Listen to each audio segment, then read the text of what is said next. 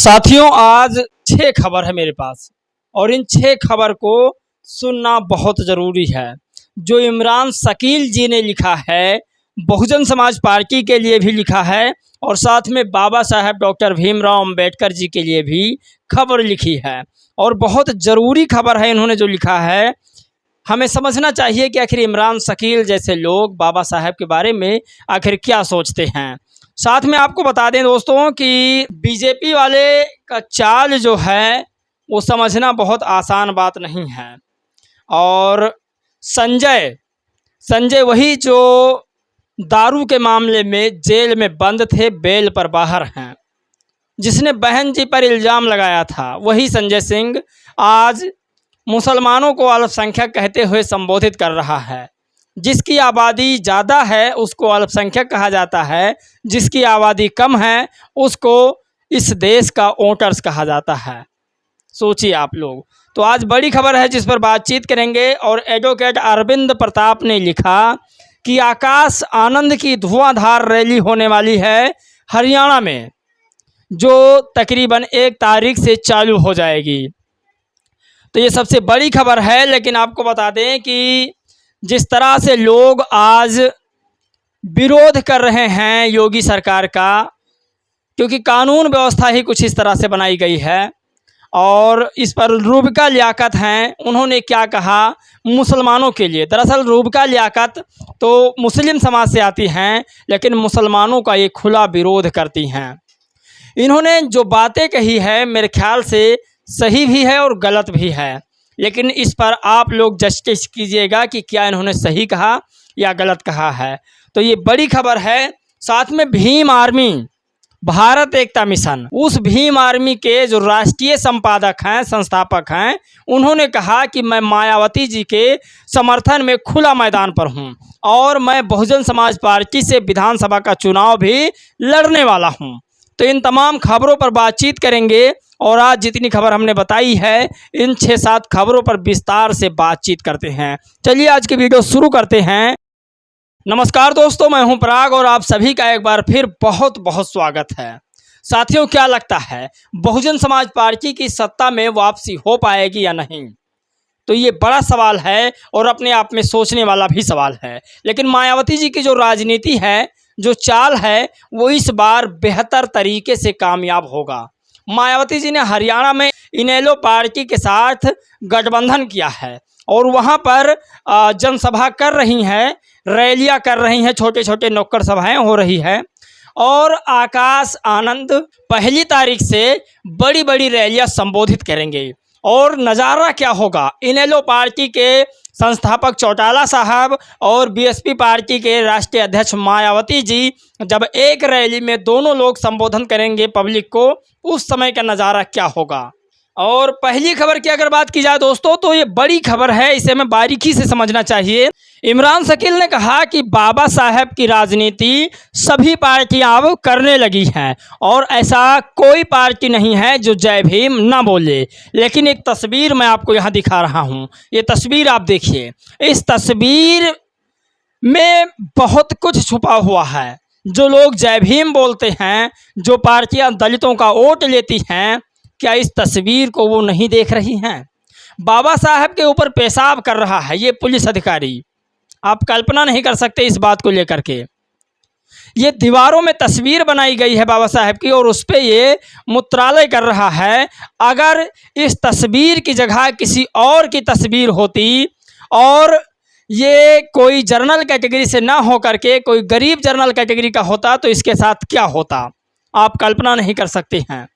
तो जो लोग बाबा साहब को मानते हैं और इस तस्वीर को देखने के बाद चुप हैं, इस वीडियो को शेयर नहीं करते हैं, उनके लिए इमरान शकील ने लिखा कि देश में सबसे ज़्यादा राजनीतिक इस्तेमाल बाबा साहब का होता है। सभी राजनीतिक दल जय भीम बोलते नहीं थकते हैं, लेकिन ध्रुत जातिवादी सभी महापुरुषों में से सबसे ज़्यादा द्वेष और घृणा भी बाबा साहब से करते हैं।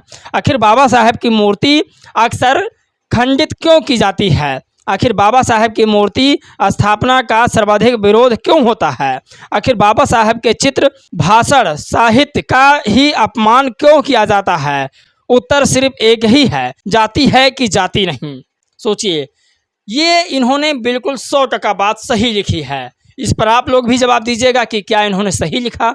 इस तस्वीर को देखने के बाद आपका दिल क्या कह रहा है और दिमाग क्या कह रहा है, ज़रूर बताइएगा। लेकिन बड़ी खबर यह है कि वो दारू के मामले में फंसा व्यक्ति, जो दारू बेचता हो और दारू के मामले में फंसा व्यक्ति, अल्पसंख्यक कहकर मुसलमानों को संबोधित करने वाला व्यक्ति, मायावती जी पर अभद्र टिप्पणी करने वाला व्यक्ति, यदि इस देश की राजनीति कर सकता है और कर रहा है, तो मायावती जी से मैं तो कहूँगा बेहतर कोई नहीं है। फिर संजय सिंह ने कहा कि अब बंद होगी दलितों की दुकान। इनको समझाओ पहले, क्योंकि भारत सरकार और जो योगी सरकार का नियम कानून है, वो दलितों की दुकान, मुसलमानों की दुकान बंद होने की बात नहीं कही है। ये कैसा बेवकूफ़ इंसान है, सोचिए। ये संजय सिंह कह रहा है कि दलितों की दुकान बंद होगी, तो मुझे नहीं लगता कि इनको पूरी जानकारी है। इनका मैं वीडियो भी दिखाऊंगा आपको। और ये कह रहे हैं योगी ने जारी किया फरमान, बीजेपी ने पहले मंदिर प्रवेश रोक लगाया, अब उनकी दुकान पर कोई खाना नहीं खाएगा और ना ही कोई कुछ खरीदेगा। तो मैं इनके वीडियो पहले आपको दिखा देता हूं, देखिए। नफरत भाजपा के नस नस में भरी हुई है।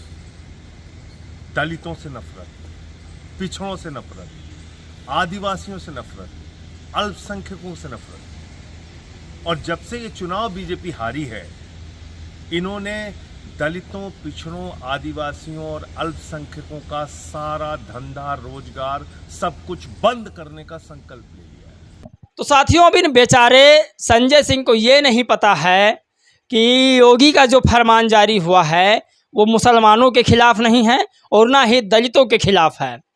उन्होंने कहा कि जो नेम प्लेट है अपने दुकान के सामने लगाएं। हाँ, मैं मानता हूँ ये कानून बिल्कुल गलत है, लेकिन इस कानून को पास किसने किया ये भी तो समझना चाहिए मेरे दोस्त। दरअसल ये कानून 2006 का है, जो मनमोहन सिंह की सरकार का है। तब उस समय कांग्रेस पार्टी पूर्ण बहुमत से देश में उछल कूद कर रही थी।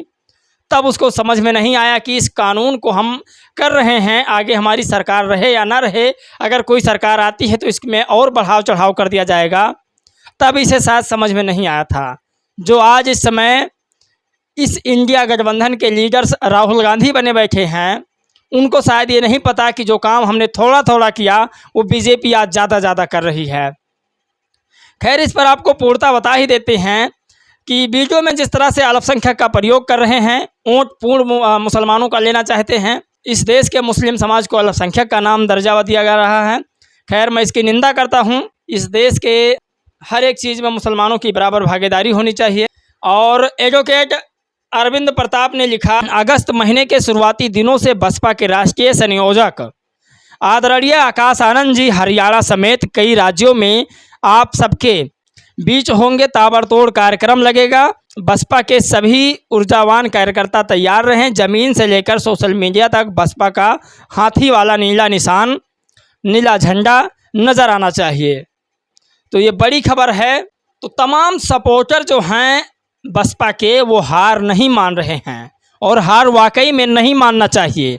जब बीजेपी कई वर्षों तक सत्ता में वापस नहीं आई और वो हार नहीं मानी और आज पूर्ण बहुमत के साथ देश और प्रदेश दोनों जगह पर है, तो बहुजन समाज पार्टी क्यों नहीं हो सकती है। खैर, रूबका लियाकत लिखती हैं कि जिस कानून को लेकर आज लोग उछल कूद कर रहे हैं, वो कानून 2006 में ही बनाया गया है, जब सरकार मनमोहन सिंह की थी। 2011 में नियम बन गए थे कि सभी ढाबा और रेस्टोरेंट मालिकों को अपना नाम और लाइसेंस नंबर बड़े अक्षरों में लगाना होगा, ताकि ग्राहक आसानी से देख सकें। और ये सभी प्रबुद्धजीवियों के ज्ञान चक्षु आज अचानक क्यों खुल गए हैं। तो ये बहुत ज़रूरी खबर है। साथ में आपको बताते हैं एडवोकेट विजय आज़ाद ने क्या लिखा। दरअसल विजय आज़ाद बहुजन समाज पार्टी से चुनाव लड़ना चाहते हैं और ये भीम आर्मी भारत एकता मिशन के अपने आप को संस्थापक भी बता रहे हैं। तो साथियों, एडवोकेट विजय आज़ाद पूरा समर्थन करेंगे बहुजन समाज पार्टी का, जो भीम आर्मी के राष्ट्रीय संस्थापक भी हैं। उन्होंने कहा है कि मैं पूर्णतः सपोर्ट करूंगा हर हाल में बहुजन समाज पार्टी का। साथियों, मैं आप लोगों से हाथ जोड़ के एक छोटी सी रिक्वेस्ट कर रहा हूं, प्लीज़ इस बात को आप गौर से सुनिएगा। साथियों, मैं आप लोगों से यह कहना चाहता हूं, बहुत ही नरम दिल से कहना चाह रहा हूं कि मैं इस समय थोड़ा आर्थिक तौर से गुजर रहा हूं। आप लोगों से रिक्वेस्ट करूंगा कि आप 1 रुपए से जितना भी आप लोग डोनेशन करना चाहें तो इस नंबर पर कर सकते हैं। प्लीज़ बुरा मत मानिएगा, मैं रिक्वेस्ट कर रहा हूँ, विनती कर रहा हूँ। मैं आपके पैसे के पाई-पाई का हिसाब दूँगा कि मैंने पैसा आपका कहाँ इन्वेस्ट किया है। प्लीज़ आप लोग इस समय मेरी मदद कीजिएगा। दोस्तों, इस वीडियो में बस इतना ही। जय भीम, नमो बुद्धाय।